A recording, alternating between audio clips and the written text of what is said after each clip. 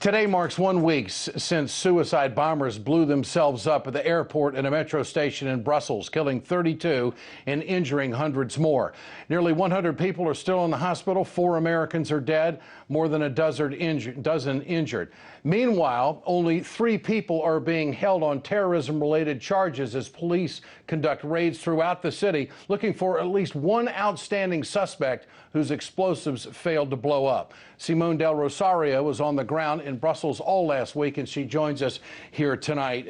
Excellent reporting, no question about it. And it had to be somewhat of an unbelievable experience to see the reaction of the people and how they were recovering from this. What changes do you think Brussels is going to be making in the wake of all of this, Simone?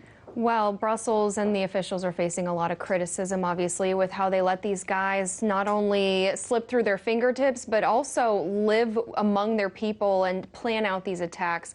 So you do see a lot more raids going on. They're really crunching down and trying to find the people that are involved. So they're trying to find these people. They're trying to stop these terror cells from growing within their community. But it's going to be a hard path for them.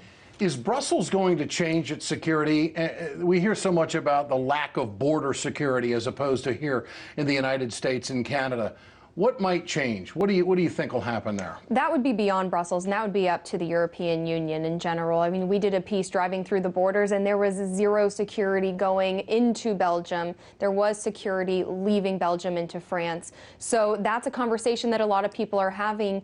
Are these open border policies good for the area right now, considering what's going on? Is the community helping law enforcement?